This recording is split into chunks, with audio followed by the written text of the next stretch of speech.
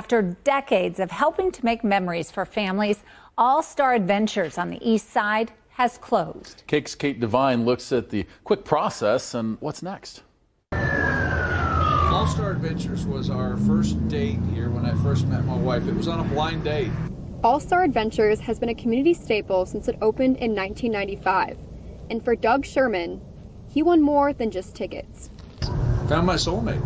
Didn't know the batting cage is where he would knock his love story out of the park. Put my arms around her and I could just feel her relax in my arms. It was a really neat thing.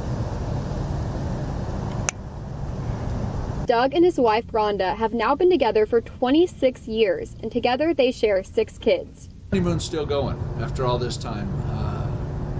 She's the best part of my life, and we have a lot of fun. A lot of times one will thank it, the other will say it. For nearly 30 years, it has offered an indoor arcade, mini golf, a go-kart track, and countless rides for the whole family. But the owners say the east location is closing because the company doesn't own the land, and it has been sold to be redeveloped.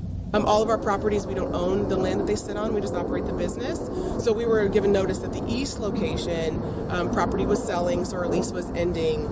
The west facility is owned by a different landowner, and we have a long-term lease at that location, so nothing will happen at west. General Manager Stacy White says while the east location is shutting its door, the west facility is owned by a different landowner, so it will remain open.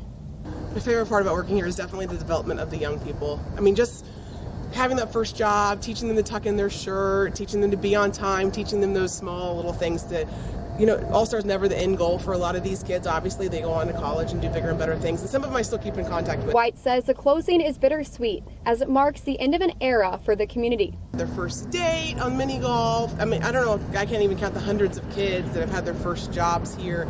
So it has a lot of memories in Wichita. There's not a lot of other stuff to do in town. It's so nostalgic. It's been a part of the community for years. As the park waves goodbye, the Shermans, along with countless others, say thank you for the memories.